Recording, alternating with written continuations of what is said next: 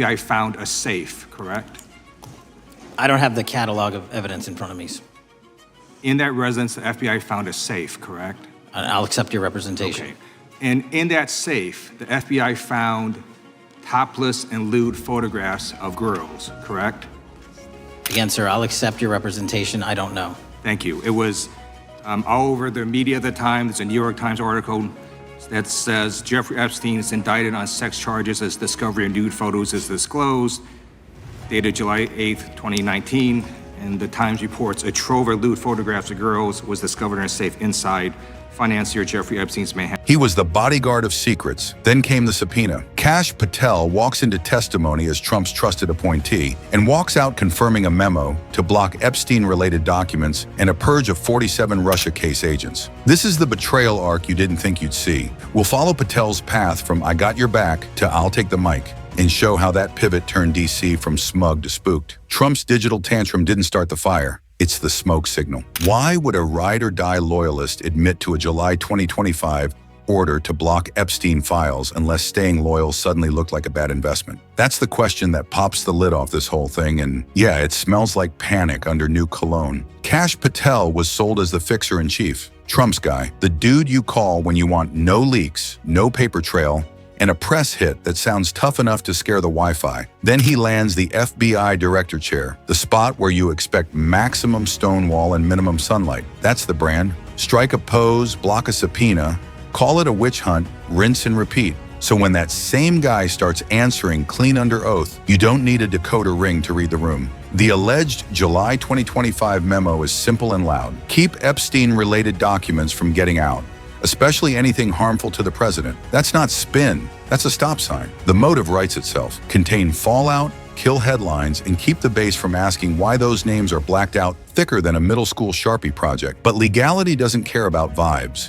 A directive like that lands in the danger zone, where obstruction of justice argues with executive authority, while prosecutors look for intent like it's a lost phone at a concert. Inside government, a memo like this doesn't float in from a cloud.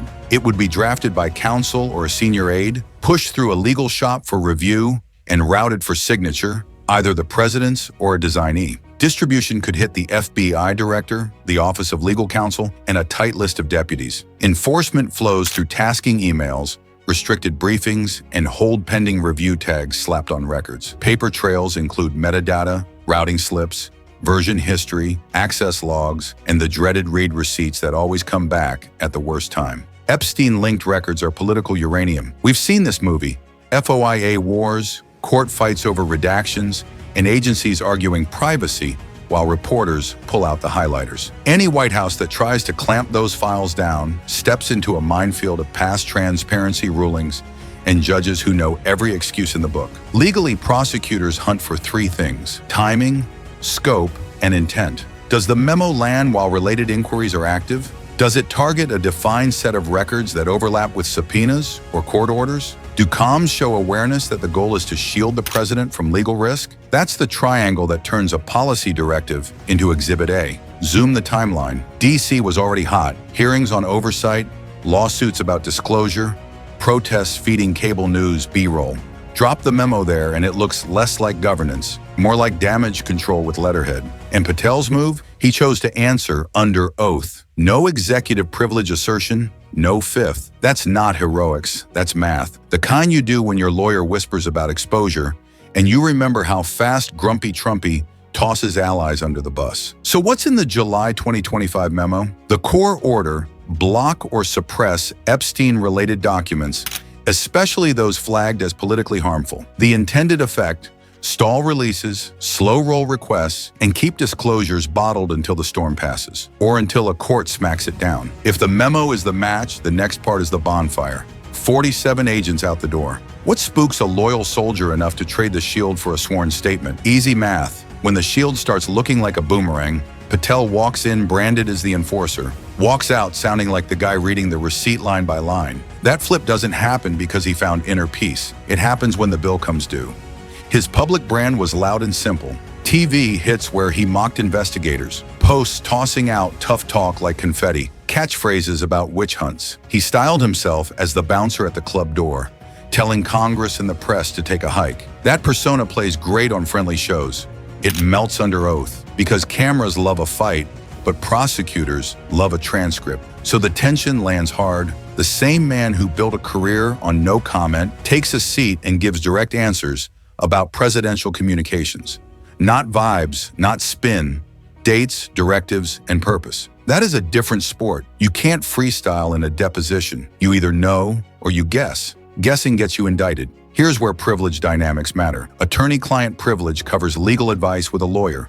Executive privilege shields certain presidential deliberations. Both are tools, not force fields. If you decline to assert them mid-testimony, you waive the protection for those topics. That choice screams calculation. He knew the questions were coming.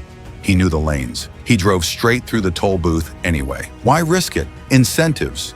Immunity talks give you safety if you tell the truth. Cooperation agreements trim charges and sentencing. And then there's the obvious, personal criminal liability. No one wants to be the fall guy when the emails surface. He saw the board and chose the move that keeps him out of the orange jumpsuit catalog. Call it survival, not courage. Think of the getaway driver who waits in the car, swears he never went inside, and then notices every other passenger is already in the DA's office. Suddenly, our driver loves the truth more than donuts.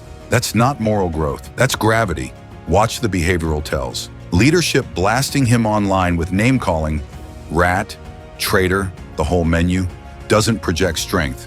It telegraphs fear. If the testimony were weak, you attack facts. When you can't, you attack the witness. That's not a legal defense. That's PR with a panic button. In a courtroom, firsthand beats rumor every day. A witness who received the order, logged the call, kept the notes, and then repeats it under oath is prosecutorial gold. Hearsay is fog. Firsthand is glass.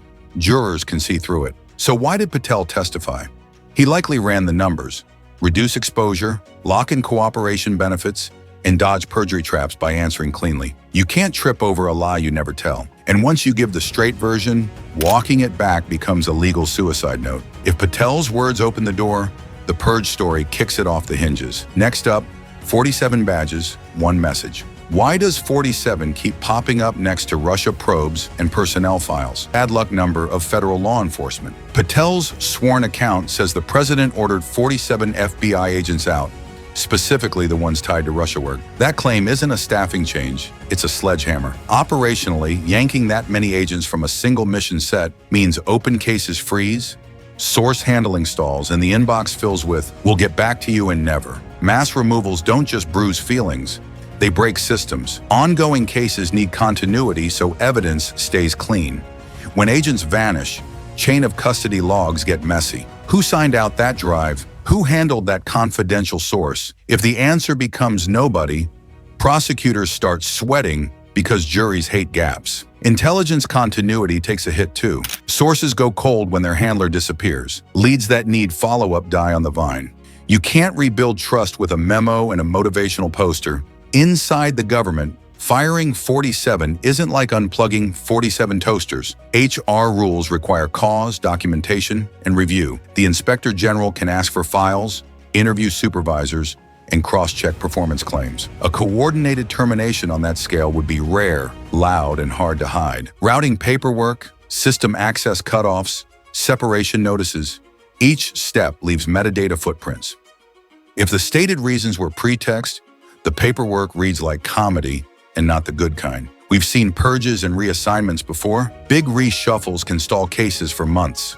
Field offices lose muscle memory. New leads go to the bottom of the pile while managers re-baseline priorities. Translation: stuff sits. Past shakeups didn't always kill investigations, but they sure slowed them long enough to change outcomes. Speed matters when witnesses move, servers get wiped, and memories fade. For prosecutors to call this obstruction, they need alignment. Did the firings land while key Russia cases were active? Do communications show the target was the Russia squad, not poor performers? Is there evidence of intent, statements, notes, or directives tying the move to stopping scrutiny? That triangle, timeline, comms, intent, is how you turn a purge into an indictment theory.